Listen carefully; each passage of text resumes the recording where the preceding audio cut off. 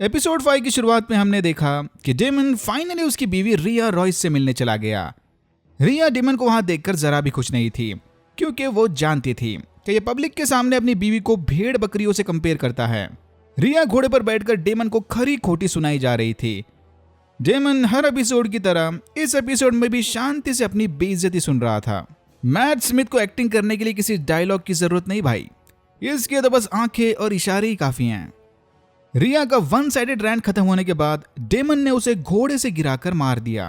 पहले तो डेमन बस इसे लाचार छोड़कर जाने वाला था, बट रिया के उकसाने के बाद डेमन ने पत्थर से उसका सर कुचल दिया। ऑटो को फायर करने के बाद किंग विसेरिस ने लाइनल स्ट्रॉन्ग को नया हैंड ऑफ द किंग बना दिया। ये सारे शिप में बैठकर कॉर्लिस के घर रनीरा का रिश्ता लेकर जा रहे थे।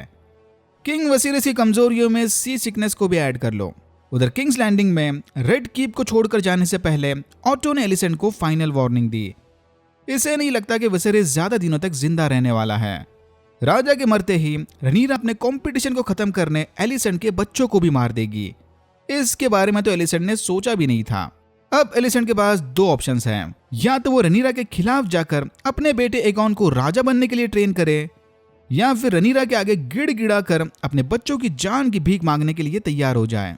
ऑटो को पूरा यकीन है कि रनीरा ने एलिसेंट के भोलेपन का इस्तेमाल करके उसे हैंड ऑफ द किंग की जॉब से हटा दिया। एलिसेंट को भी अंदर अंदर से थोड़ा रनीरा की बातों पर डाउट आने लगा था। एलिसेंट के दिल में नफरत पैदा करके ऑटो वहां से चला गया।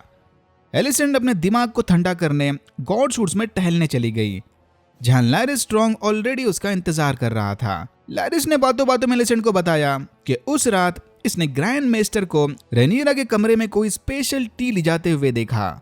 ये सुनते एलिसेंट का दिमाग और चकराने लगा। ऑटो बिल्कुल सही बोल रहा था। रेनीरा ने इससे झूठ कहा कि उस रात कुछ नहीं हुआ। अगर कुछ नहीं होता तो ग्रैंड मेस्टर उसके लिए स्पेशल मून टी लेकर क्यों जाते। इस 2 मिनट के सीन में हमें लैरिस का कैरेक्टर एकदम अच्छे से समझ आया कि कैसे वो गोल गोल बातें करके किसे भी अपने जाल में फंसा सकता है। हाउस वलेरियन पहुंचते ही विसेरिस ने देखा कि इधर तो उसे कोई भाव नहीं दे रहा। स्वागत तो दूर, कॉर्लिस ने तो दरवाजे तक बंद करके रखे थे। लेनर और उसका खास आदमी जॉफ्री बाहर ग्राउंड में स्वॉर्ड प्रैक्टिस कर रहे थे, ये जानते हुए भी कि कुछ ही टाइम में इधर किंग विसेरिस आने वाले हैं। लाइनल ये देखकर काफी गुस्सा था, लेकिन विसेरिस ने उसे शांत कर दिया। राजा कॉर्लिस के गुस्से को समझ सकते हैं। कुछ ही देर में लेना आकर सबको किले के अंदर ले गई। कॉर्लिस ड्रिफ्टवुड थ्रोन पर बैठा राजा के आने का इंतजार कर रहा था। इससे पहले कि राजा कॉर्लिस को खुशखबरी दे, कॉर्लिस ने सबको बुरी खबर सुना दी। किंग्स लैंडिंग में किसी को भी रिया की मौत के बारे में पता नहीं था। कॉर्लिस से यह खबर सुनते ही विसेरिस और लाइनल समझ गए कि रिया की मौत कोई हंटिंग एक्सीडेंट वगैरह नहीं था, इसके पीछे पक्का डेमन का हाथ होगा। फिर किसी तरह खुद को शांत करके विसेरिस मेन मुद्दे पर आ गया कि वो लोग यहाँ कॉर्लिस के बेटे लेनोर के लिए रेनीरा का रिश्ता लेकर आए हैं। यह सुनते ही कॉर्लिस और राइनीस कुछ टाइम के लिए एकदम स्पीचलेस हो गए, लेकिन कोई भी जवाब देने से पहले कॉर्लिस को कुछ बातें क्लियर करनी थी। शादी के बाद लेनर और रनीरा के बच्चे टारगेरियन की जगह वलीरियन का नाम अपनाएंगे। इनका पहला वंश मेल या फीमेल बिना किसी प्रॉब्लम के आयरन थ्रोन का हकदार होगा। विसेरिस ने यह सारी शर्तें मान ली, बट एक कंडीशन पर। राइनीरा और लेनोर के सारे बच्चे वलीरियन तो कहलाएंगे, लेकिन उनमें से जो भी आयरन थ्रोन पर बैठेगा वो राजा या रानी बनते ही खुद का टाइटल चेंज करके टारगेरियन रख देगा। 100 साल से ड्रैगन्स इस रम पर राज करते आए हैं। आने वाले 100 सालों में भी यहाँ ड्रैगन्स का ही राज होगा। थोड़ा हिचकिचाने के बाद कॉर्लिस मान गया, लेकिन राइनीस इस फैसले से जरा भी खुश नहीं थी। राइनीस को डर है कि ये शादी आगे चल के शायद टारगेरियन फैमिली में सिविल वॉर छेड़ देगी। कॉर्लिस ने राइनीस को याद दिलाया कि रम के सारे लॉर्ड्स ऑलरेडी रनीरा को अपनी रानी मान चुके हैं। सबने तो उसके आगे घुटने भी टेक दिए, लेकिन ये सब एगॉन द सेकंड के पैदा होने से पहले हुआ था। रनीरा की शादी होते ही टारगेरियन फैमिली पक्का 2 हिस्सों में बढ़ जाएगी। आधे रनीरा के साइड होंगे और आधे एगॉन को राजा बनाने की कोशिश में उसके खिलाफ। राइनीस बिल्कुल सही सोच रही थी। यहाँ कॉर्लिस और राइनीस ने एक और बात नोटिस की कि किंग विसेरिस की हालत कुछ ठीक नहीं लग रही। अंदर ही अंदर कोई बीमारी राजा को खाए जा रही थी। बाहर रनीरा और लेनोर किनारे पर टहलते हुए बात कर रहे थे। लेनोर ने इनडायरेक्टली रनीरा को बता दिया कि उसे लड़कियों में इंटरेस्ट नहीं है। वो अपने बॉयफ्रेंड जॉफ्री को किसी से रिप्लेस नहीं कर सकता। रनीरा ने उसे समझाते हुए कहा कि इसे डरने की कोई जरूरत नहीं, ये शादी बस एक टाइप की बिजनेस डील है, जस्ट अ ड्यूटी।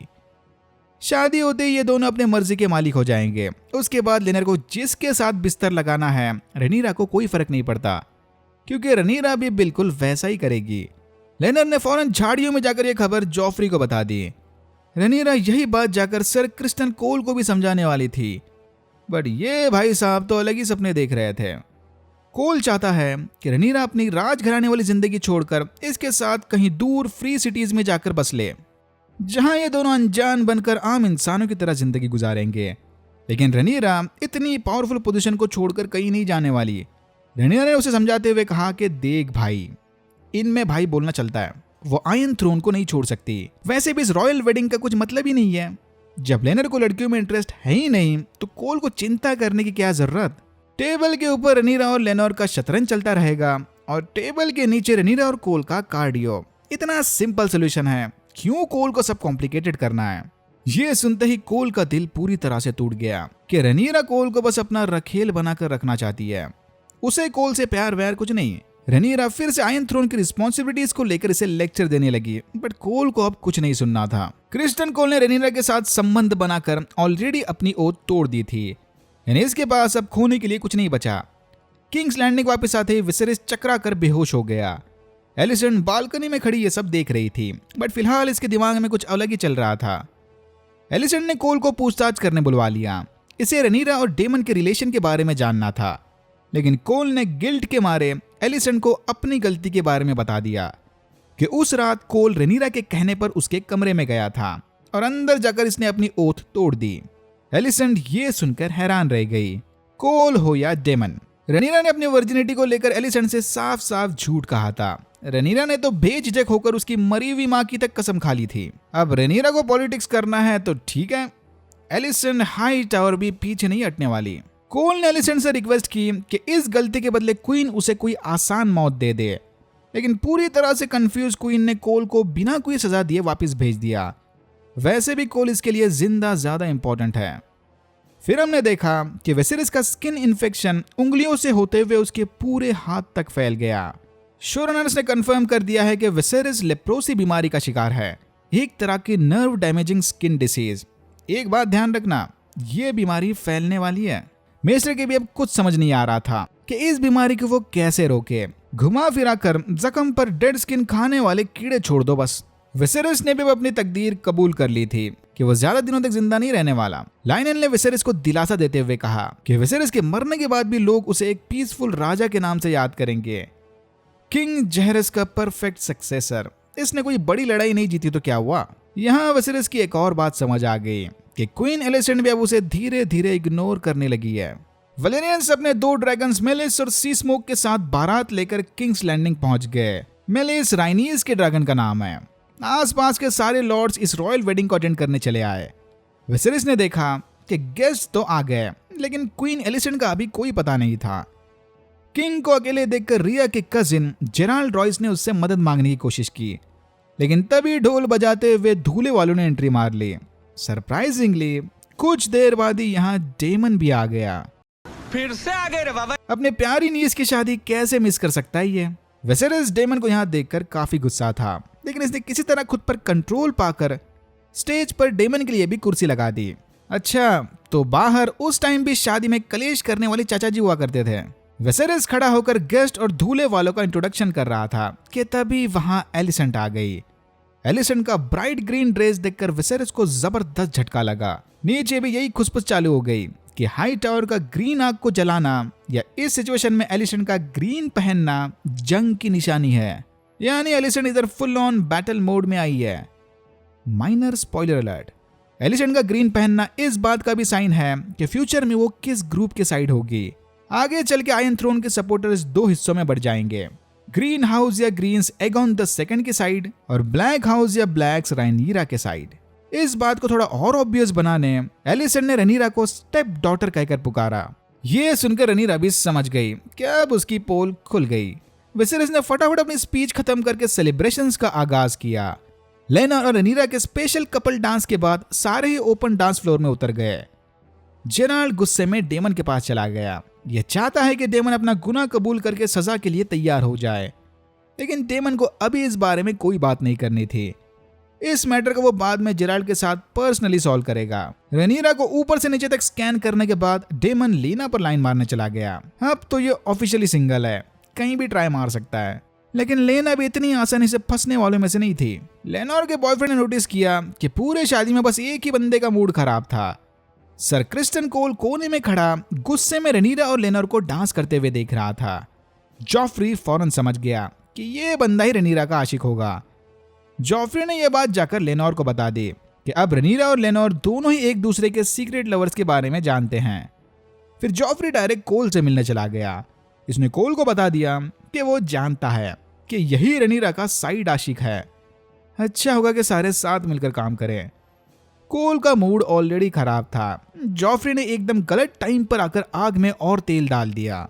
डेमन बेधड़ाक होकर सीधा रेनिरा के करीब चला गया। ब्रॉदर वाले इंसिडेंट के बाद से ही रेनिरा ने डेमन का दिया नेकलेस पहनना छोड़ दिया था। डेमन ने रेनिरा को समझाया कि उसे ये शादी नहीं करनी चाहिए, जिसके जवाब में रेनिरा ने बताया कि क्यों, अब क्या हुआ पॉलिटिकल वेडिंग्स का। जिस तरह डेमन ने ड्यूटी पूरी करने शादी की थी, वैसे ही रेनिरा भी अपनी ड्यूटी पूरी करने लेनोर से शादी कर रही है। अगर डेमन में दम है तो वो रेनिरा को ड्रैगन स्टोन ले जाकर अपनी बीवी बना ले। ये सुनते ही डेमन ने रेनिरा को कस के पकड़ लिया। विसेरिस ऊपर बैठा गुस्से में यह सब देख रहा था, बट तभी सबका ध्यान कोल की तरफ चला गया।